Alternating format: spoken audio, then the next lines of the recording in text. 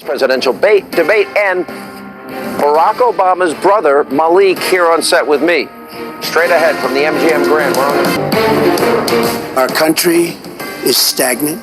We've lost our jobs. We've lost our businesses. We're not making things anymore, relatively speaking. Our product is pouring in from China, pouring in from Vietnam, pouring in from all over the world. I passed factories that were thriving 20, 25 years ago, and because of the bill that her husband signed and she blessed 100%, it is just horrible what's happened to these people in these communities. All right, that was another moment from the third and final presidential debate.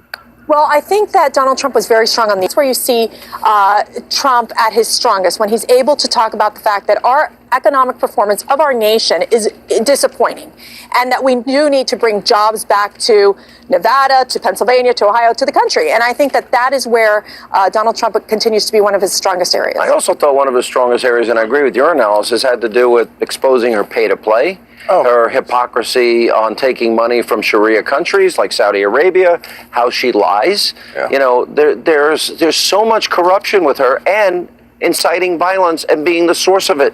Yeah. You know, when I think it's just seeping into the American consciousness. Yeah, and I think this is the first debate where a lot of those things has even come up, and he did a very good job with it. It wasn't the knockout that I would have liked to have seen, but it was a very good. See, but if he goes in there and he pounds on it, you know what they're going to say? Oh, Donald, she said after the last debate, oh, he got in my space. But he did it. I'm like, right now, I'm in Lisa Booth's space. You know, I'm so offended. He's so offended. Right. But in the second debate, I thought he did it masterfully. And when he is at his best, it's when he's looking directly at her, and he's saying, you know, you're all talk, but you don't get anything done. But he said he did that tonight. He did do that tonight. I like it's marvelous. It's a killer moment. And he needs to go out on the campaign trail and pretend he's talking to her every day. I think I know Donald Trump. I think he's happy. You know why? Because now he gets to do rally after rally after rally with massive crowds, and he loves it. He's obviously enjoying himself. And Sean, she didn't deny any connection to the videos tonight, and she also didn't deny the fact that the WikiLeaks information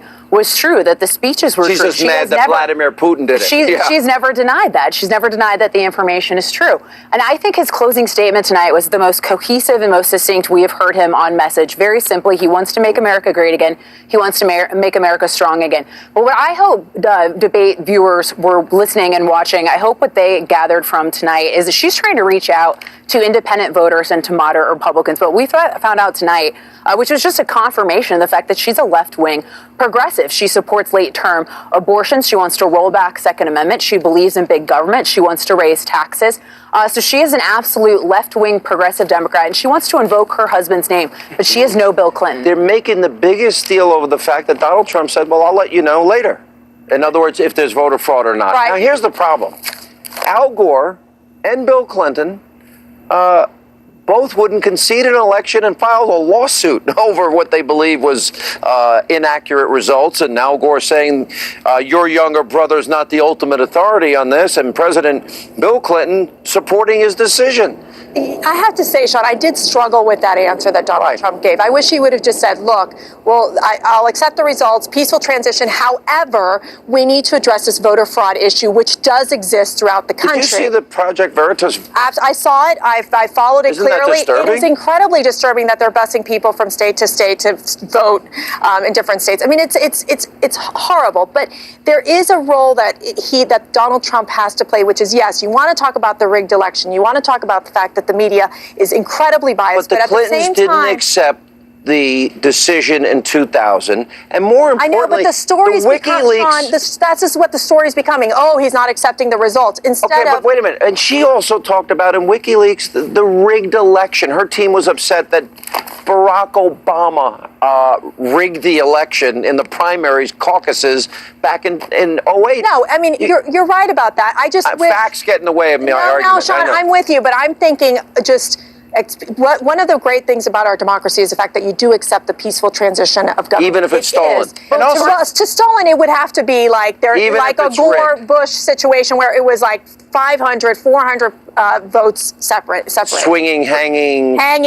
We were there. Oh my goodness, Perforated, let's not happen again. Exactly. But I do think that Donald. Dimpled, yeah. But I do think that Donald Trump needs to do some cleanup on that tomorrow, because what he didn't do after the second debate, he didn't do cleanup about the Miss Universe stuff, and it continued on. So he does need to do cleanup. It's not on Twitter at 3 o'clock in the morning. It's just not on Twitter at 3 Just o'clock real quick, because he doesn't have a lot of time between now and Election Day. So what he needs to do is go back to those economic points that he made tonight, go back to hitting her on WikiLeaks, hitting her on the video that just surfaced, hitting her on the email scandal, and hitting her on the Clinton Foundation, which she also didn't deny tonight. Also, don't forget that John Kerry and John Edwards also refused to accept the results that night. Remember, they waited until the next morning, and we went to in Boston. But you know, this whole thing, It's a non-issue for the American people. Oh my gosh, it's catnip for the media, and everybody's freaking out about it. Nobody cares about it. You know why? Because they can't talk about how in the tank they are and now have been exposed. You know, Cheryl Atkinson now calls it Newsgate 2016. NBC, CNBC, CNN, ABC, NBC, CBS, the New York Times, the Boston Globe, Univision, all in the tank, and we now know. Well, it's undeniable. It's undeniable. And they're not even pretending. Read the newspaper or watch TV. They don't even pretend to hold her accountable. I said in 2008, journalism's dead. WikiLeaks proved my point. I was just way ahead of the curve. Okay. Foreshadowing. Foreshadowing. I sort of like my inner Hannity was coming out there. Well, I got to say, if Trump sticks to the economy, talks to the suburban mom about how Obamacare, their premiums are rising, talks about education and really choice for children, that is an effective message, and that's what he needs to stay on. Stay on trade, stay on the economy. Hey, guys, thanks for hanging out. Great to be here, John. Let's go win some money in a few minutes. All right, coming up, Reince Priebus, Carrie Prejean, Miss California 2009, Dr. Gina Loudon, all coming up as we continue live. We're on